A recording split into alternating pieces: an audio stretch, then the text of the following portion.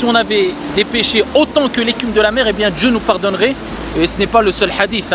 Il y a plusieurs hadiths où le prophète nous rappelait que si vous dites tel dhikr, tel rappel, ou vous faites telle action, eh bien Dieu vous pardonnera tous vos péchés, même s'ils étaient comme l'écume de la mer.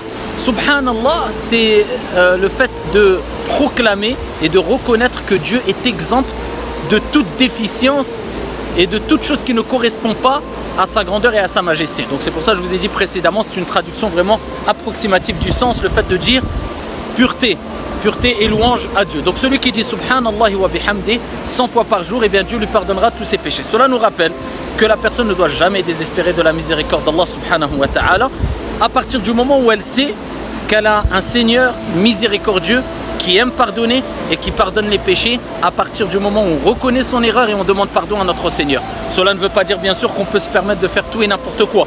Mais le principal c'est de se dire dans sa vie, est-ce que j'évolue? Est-ce que quand je glisse, quand je fais une erreur, je me repens, je me relève et je vais de l'avant? Si oui, eh bien alhamdoulilah, la louange est à Dieu, on est sur le droit chemin. Car tout enfant d'Adam, tout enfant d'Adam, eh bien fait des erreurs, fait des péchés. Le principal c'est de sentir qu'on évolue et que quand on glisse, quand on fait une erreur, on se relève et on combat son âme instigatrice au mal. À partir de ce moment-là, sache que tu es dans un grand bien, il ne faut jamais désespérer de la miséricorde de ton Seigneur et sache ici que tu as un Seigneur qui aime pardonner et qui pardonne. Que Dieu vous préserve et que Dieu vous accorde la félicité.